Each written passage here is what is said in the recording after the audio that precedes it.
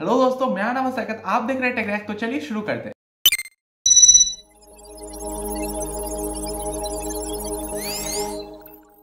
और यार वीडियो बहुत दिन बाद आ रहा है, so I am very busy with my personal works now और कुछ काम भी कर रहा हूँ। एक वीडियो आ जाएगा कुछ दिनों में जिसमें मैं आपको बताऊंगा कि इन सब दिनों में मैं क्या क्या काम कर रहा था।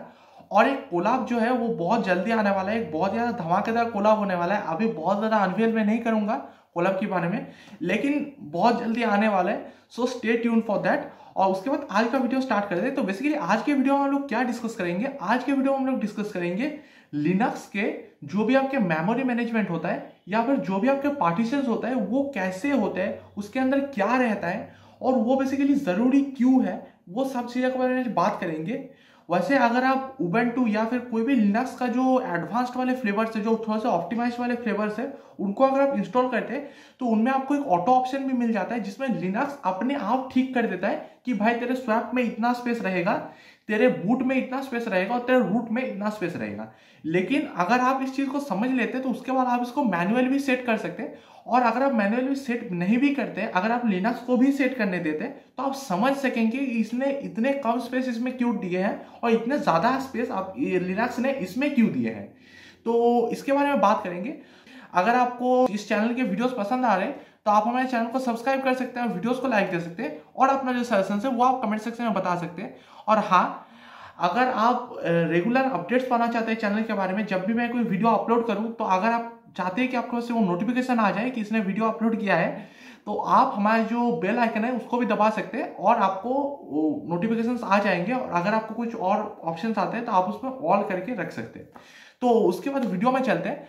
तो सबसे पहले बात करते हैं सबसे सिंपल वाले पार्टीशन के बारे में, जो कि आपका रूट पार्टीशन। तो बेसिकली रूट पार्टीशन क्या होता है, ये आपके बेसिकली विंडोज के जो सी ड्राइव है उसके जैसा होता है। सॉरी, विंडोज के सी ड्राइव नहीं, विंडोज के जो सी ड्राइव छोड़ के अदर ड्राइव्स होते हैं उनके जैसा होता है। मतलब इसमें बेसिकली क्या होता है कि आपके जितने भी डेटाज है, आपके जितने भी सॉफ्टवेयर आपने इंस्टॉल किए या फिर आपने जितने भी चीजें आपने लगाए हैं, वो सारी चीजों के बारे में, फॉर एग्जाम्पल आप अगर उसमें कुछ यूज कर रहे हैं, फॉर एग्जाम्पल अगर आप उसमें लिब्रे ऑफिस यूज कर रहे हैं तो उससे अगर आपने कोई डॉक्यूमेंट बनाया है तो वो डॉक्यूमेंट, मतलब अगर आपने कुछ भी स्टोरेज वाला काम किया है तो वो जहां पर स्टोर हो रहा है उस पार्टीशन का नाम होता है आपके रूट पार्टीशन। तो इस रूट पार्टीशन के अंदर बेसिकली आपके सारे जितने भी स्टोरेज वाले चीजें हैं वो सारे रहते हैं। तो उसके बाद बात करते हैं हमारा नेक्स्ट पार्टीशन। तो हमारा नेक्स्ट पार्टीशन है बूट पार्टीशन। अब यार बूट पार्टीशन के अंदर क्या होता है, बूट पार्टीशन के अंदर क्या होता है, इससे पहले मैं आपको थोड़ा सा समझा देता हूँ कि लिनक्स का जो लोडिंग का प्रोसेस होता है, मतलब लिनक्स जो आपका ऑपरेटिंग सिस्टम वो जब लोड होता है तो वो कैसे लोड होता है। तो सबसे पहले जो है बायस लोड होता है और बायस लोड होने के बाद बेसिकली क्या होता है, ग्रब लोड होता है। ग्रब बेसिकली क्या है, वो एक बूट लोडर है। फॉर एग्जाम्पल अगर आपने डुअल बूट किया होगा तो आपको ऑप्शन आता होगा कि आप विंडोज में जाना चाहते हैं या फिर आपने जिस भी ऑपरेटिंग सिस्टम का लिनक्स को डुअल बूट करके रखा है उसमें अगर आप जाना चाहते हैं या फिर आप लिनक्स में जाना चाहते हैं, ये ऑप्शन आपको जहां पर दिखता है उस चीज को ग्रब कहा जाता है। तो ग्रब बेसिकली एक बूट लोडर है। वो ग्रब लोड होने के बाद आपका लोड होता है कर्नेल। तो कर्नेल लोड होने के बाद आपका बेसिकली लोड होता है इनिट फाइल्स। और इनिट फाइल्स मतलब वो वाले फाइल्स होते हैं जो आपके एनवायरमेंट वेरिएबल्स है, आपके जो लिनक्स है उसमें कुछ ऐसे प्री डिफाइंड कुछ वेरिएबल्स होते हैं, उनको लोड करता है बेसिकली। इनिट मतलब बेसिकली इनिशियलाइज। अगर आपने कोई भी प्रोग्रामिंग लैंग्वेज, अगर आपने पाइथन स्पेशली पढ़ा होगा तो उसमें भी आप इनिट वर्ड का यूज करते हैं आप सारी चीजों को इनिशियलाइज करने के लिए। तो बेसिकली यहां पर भी इसका मीनिंग यही है कि ये सारी चीज को इनिशियलाइज कर देता है। तो ये चारों चीज लोड होता है। तो इन चारों चीजों को लोड होने के लिए कुछ फाइल्स तो चाहिए होगा, मतलब लिनक्स तो वैसे हवा में लोड नहीं हो सकता, तो उसके लिए कुछ फाइल्स तो चाहिए होता है ना। वो फाइल्स जो है, वो जो इंपॉर्टेंट जो मेन फाइल्स है जिसकी मदद से आपका लिनक्स ऑपरेटिंग सिस्टम लोड होता है, वो जो फाइल्स है उनको स्टोर किया जाता है आपके बूट जो सेक्टर है उसके अंदर, बूट जो आपका पार्टीशन है उसके अंदर।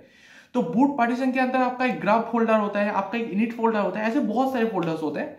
और ये फोल्डर जो है ये आपको बिल्कुल भी छेड़ना नहीं चाहिए अनलेस कि आप एक बहुत ही ज्यादा एक्सपर्ट डेवलपर हो और आप मतलब जो आपके लिनक्स के लोडिंग प्रोसीजर है उसमें आप कुछ चेंजेस करना चाहते हो, जो कि बहुत ज्यादा अनलाइकली है। लेकिन फिर भी अगर आप करना चाहते हो, अगर आप बहुत ज्यादा एक्सपर्ट डेवलपर हो, फिर आप टच कर सकते हैं। लेकिन जनरली ये जो सेक्टर है इसको आपको टच करने की जरूरत कभी भी नहीं पड़ता है। उसके बाद बात करते हैं जो हमारा मेन जो मतलब कंफ्यूजिंग सेक्टर है लिनक्स में, और जो बहुत लोगों को कंफ्यूज करता है, बहुत लोगों को इसका एक्चुअल मीनिंग नहीं पता, बहुत लोग इसको वर्चुअल मेमोरी कहते हैं। ये सारी चीजें आज मैं आपको क्लियर करूंगा और आपको मैं ये भी बताऊंगा कि आपको स्वैप मेमोरी की जरूरत है या फिर नहीं है। तो स्वैप मेमोरी बेसिकली क्या होता है, सबसे पहले बात कर लेते हैं। तो स्वैप मेमोरी बेसिकली कुछ भी नहीं होता है, ये एक मेमोरी होता है जो आपका असाइंड होता है एज रैम।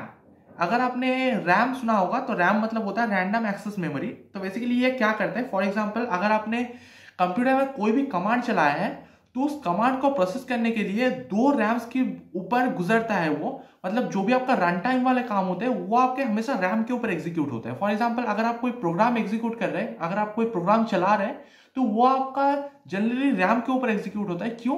क्योंकि जो हार्ड डिस्क होता है उसका स्पीड बहुत ज्यादा स्लो होता है। अगर आपने एसएसडी भी लगाया है तो उसका भी स्पीड उतना ज्यादा नहीं होता है आपका प्रोग्राम को लोड करने के लिए। तो इसीलिए ये जो रन टाइम वाले काम होते हैं ये हमेशा रैम के अंदर होते हैं। अभी यार रैम 2 टाइप्स के होते हैं, स्टैटिक रैम और डायनामिक रैम। तो बेसिकली डायनामिक रैम और आपका जो प्रोसेसर है सीपीयू है, इन दोनों के बीच में जो इंटरेक्शन है इसके मतलब जो मिडिल में एक एस रैम भी आता है। तो ये सारी चीजें जो है ये थोड़ा सा टेक्निकल वाली चीजें चला जा रहे हैं, तो इस चीज को आप स्किप करते हैं। मैं आपको बेसिकली बताना यही चाह रहा था कि आप जब ये वाले सब काम करते हैं तो आपका बेसिकली कभी कभी क्या होता है कि अगर आपको बहुत सारा प्रोसेस आ गया है तो बेसिकली क्या होता है कि आपका रैम जो है वो आपका ओवरलोड हो जाता है। फॉर एग्जांपल आपके लैपटॉप में जो है वो 4 GB रैम है या फिर आपके लैपटॉप में 8 GB रैम है। तो फॉर एग्जांपल अगर बहुत सारे प्रोसेस एक साथ आ गए, फॉर एग्जांपल आप फोटोशॉप भी चला रहे हैं, उसके बाद आप मतलब कुछ भी कर रहे हैं, आप डाविंसी रिजॉल्व भी चला रहे हैं, उसके साथ आप प्रोग्राम भी लिख रहे हैं, उसके बाद बहुत सारे काम फॉर एग्जांपल आप एक साथ कर रहे हैं, तो उस कंडीशन में क्या होता है कि अगर आपके लैपटॉप में थोड़ा कम रैम हो तो वो ओवरलोड हो जाता है। तो ओवरलोड होने से क्या होता है कि मतलब जो है वो रैम फेल हो सकता है। तो ये डर हमेशा आपका लगा रहता है। तो ऐसा अगर आपका बहुत ज्यादा हो रहा है, मतलब आपका महीने में 3-4 बार हो रहा है, फिर तो यार आपको अपना रैम बढ़ा लेना चाहिए। लेकिन अगर आपका ये सारी चीजें साल में 1-2 बार ही होता है तो यार उस केस में आप एक स्वैप मेमोरी रखना मतलब सोच सकते हैं कि आप एक स्वैप मेमोरी रख सकते हैं। तो स्वैप मेमोरी बेसिकली क्या होता है, ये रैम जैसा ही होता है लेकिन ये एक हार्ड डिस्क का पार्ट होता है। मतलब हार्ड डिस्क में एक ऐसा पार्टीशन बनाया जाता है, या फिर आपने जो भी स्टोरेज डिवाइस यूज किया होगा, अगर आपने एसएसडी यूज किया होगा तो एसएसडी में एक ऐसा पार्टीशन होता है जिस पार्टीशन के अंदर आपके सारे जितने भी ओवरलोडेड फाइल्स है वो चले जाते हैं। फॉर एग्जांपल आपके लैपटॉप में जो है वो 7 मतलब आपके लैपटॉप में जो फॉर एग्जांपल 4 GB रैम है, तो अगर आपका 4 GB से ज्यादा डेटा आपके रैम में एक साथ आ रहा है तो रैम बेसिकली क्या करता है कि उसका जो 4 GB वाला डेटा है उसको जो ओल्ड डेटा है उसको वो स्वैप कर देता है आपके स्वैप मेमोरी में और नया प्रोसेस को एंटर करता है। नया प्रोसेस को एंटर करके उनको प्रोसेस करके भेजता है और उसके बाद रैम जब खाली हो जाता है तो ये स्वैप वाला मेमोरी मतलब स्वैप में जो भी डेटा था वो फिर से वापस रैम में आ जाता है। तो यही बेसिकली एक्सचेंज करने के लिए आपका रैम का जो ओवरलोड है उसको प्रिवेंट करने के लिए आपका स्वैप मेमोरी यूज किया जाता है। अब यार एक चीज है, ये रेकमेंडेड है कि आपको अपना जो स्वैप मेमोरी है वो 2 x रैम करना चाहिए। फॉर एग्जांपल अगर आपके लैपटॉप में 4 GB रैम है तो आपको 8 GB का स्वैप मेमोरी यूज करना चाहिए। अगर आपका लैपटॉप में 16 GB का रैम है तो आपको 32 GB का स्वैप मेमोरी यूज करना चाहिए। लेकिन this is not a very hard and fast rule. और आपको एक चीज याद रखना है कि आपका मैक्सिमम डेटा जो ट्रांसफर हो सकते हैं आपके रैम से स्वैप में वो होता है 64 GB।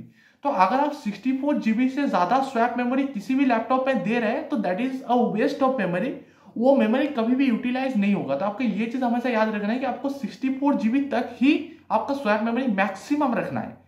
ये भी मैं मैक्सिमम बता रहा हूं। तो इतना ही था और उम्मीद करता हूं कि आपको सारे जितने भी मेमोरी रिलेटेड चीजें हैं लिनक्स में वो आपको समझ में आ गए होंगे और आप खुद से मैन्युअली ये सारी चीजों को सेट कर पाते होंगे। तो उम्मीद करता हूँ आपको ये वीडियो पसंद आया होगा, आपको ये वीडियो हेल्पफुल लगा होगा। अगर आपको ऐसे वीडियोस और देखने हैं तो चैनल को सब्सक्राइब कर दीजिएगा। मिलते हैं नेक्स्ट वीडियो में, तब तक के लिए बाय बाय।